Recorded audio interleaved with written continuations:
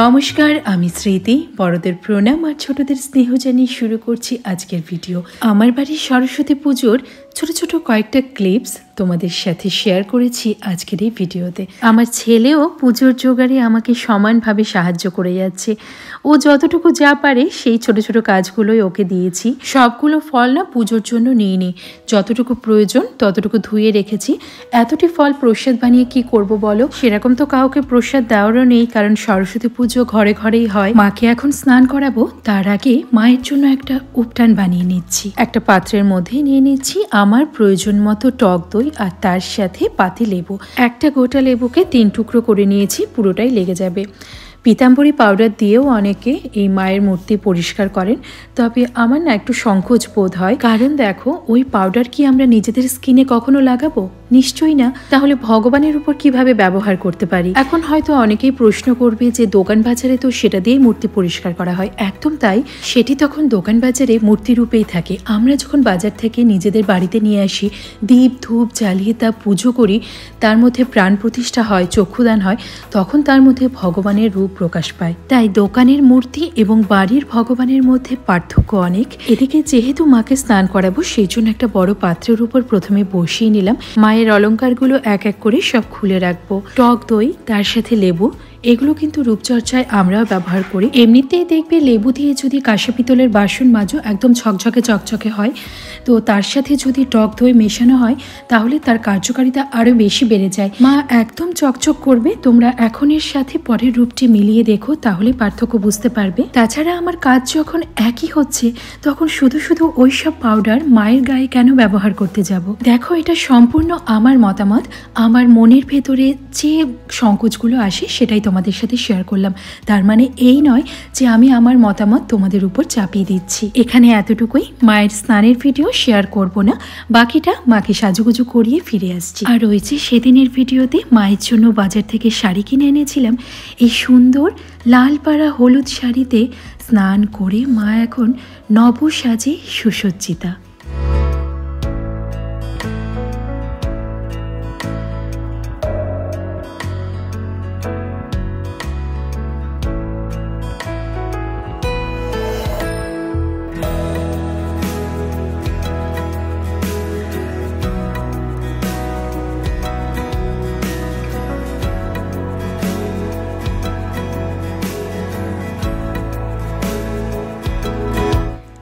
এদিকে পুজোর সম্পূর্ণ জোগাড় করে নিয়েছি। ফল কাটা থেকে শুরু করে প্রসাদ গোছানো, পুষ্পপত্র সাজানো, সম্পূর্ণ কিছু সুন্দর করে সাজিয়ে নিয়েছি।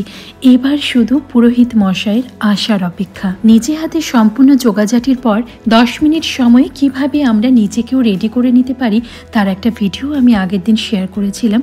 এই ভিডিও ডেসক্রিপশন বক্সে তার লিঙ্ক আমি শেয়ার করব, তোমরা চাইলে তা দেখে নিতে পারো। এদিকে পুরোহিত মশাই চলে এসেছি, আর আমার ঘরের মায়ের পুজো শুরু হতে চলেছে।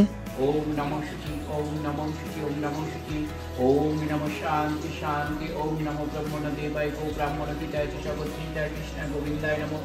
ওম পুষ্পে পুষ্পে মহাপুষ্পেষু পুষ্পে পুষ্পচারণে ফটসাহা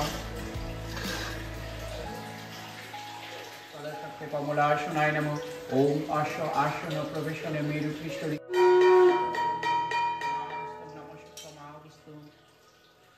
ओम नमः स्वस्ति, ओम नमः स्वस्ति, ओम नमः स्वस्ति, ओम माधव माधव, ओम विधि माधव, विधि माधव, ओम नमः शुक्लमावस्तु, ओम नमः शुक्लमावस्तु, ओम नमः शांति, ओम नमः शांति, ओम नमः शांति, ओम नमः शांति, ओम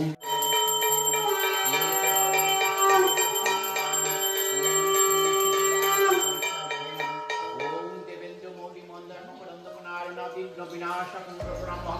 ओम एकदंतं महाकायं लंबोदरं गजाननं विघ्न विनाशकं दुर्गादेवी नमः। एते वन्दे पुष्पे ओम। পুজো, পুষ্পাঞ্জলি সবকিছু খুব সুন্দরভাবে সম্পন্ন হওয়ার পর এবার মায়ের আরতির পালা। তোমাদের সরস্বতী পুজো কেমন কাটলো?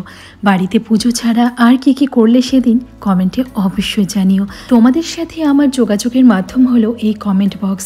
তোমাদের থেকে প্রচুর প্রচুর ভালোবাসা পাচ্ছি। কেউ আমাকে দি ভাই বলে ডাকছো, কেউ বা ছোট বোন মনে করছো, আবার কেউ বন্ধু বলে সম্বোধন করছো। তোমাদের এই ভালোবাসায় আমি আপ্লুত। আশা করি আগামী দিনগুলোতেও একই রকম ভালোবাসা তোমাদের থেকে পাবো। তোমরা তো নিশ্চয়ই জানো সরস্বতী পুজোর পরের দিন হয় শীতল ষষ্ঠী, অনেকেই হয়তো করে থাকো, সেরকম আমাদেরও আজ শীতল ষষ্ঠী।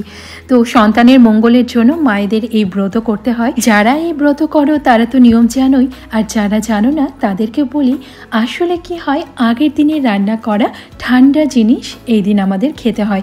মানে গরম কোনো কিছু আমরা খেতে পারবো না, এমনকি গরম জলে স্নানও করতে পারবো না। তাই আগের দিন রাত্রে যা যা রান্না করার, এমনকি ভাতও সব করে রেখে দিয়েছি। এই ঠান্ডা খাবারগুলোই আজকে সারা দিন রাত পর্যন্ত আমরা খাবো। আমরা মানে আমি আর আমার শাশুড়ি মা। আজ খাওয়ার শুরুটাই করতে হবে এই গোটা সেদ্ধ দিয়ে। আর গোটা সেদ্ধ কি তা তো আশা করি সকলে জানোই।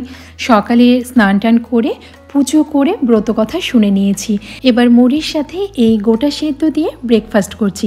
খেতে কিন্তু বেশ ভালোই লাগে, অনেকের আবার ভীষণ প্রিয়ও হয়। এই ষষ্ঠীতে আমরা মুড়ি ভাত সব কিছুই খাই, তবে নিরামিষ। মাছ মাংস একদম ছোঁয়া নিষেধ। আর যাই খাবো সব কিছু আগের দিনের বাসি রান্না, মানে ঠান্ডা রান্না। টাটকা খাবার কিংবা গরম খাবার খাওয়া যাবে না। তোমরা কারা কারা এই ব্রত করো? আজকের ব্লগটা তবে এতটুকুই রাখি, দেখা হচ্ছে পরের পর্বে। সবাই ভালো থেকো, সুস্থ থেকো।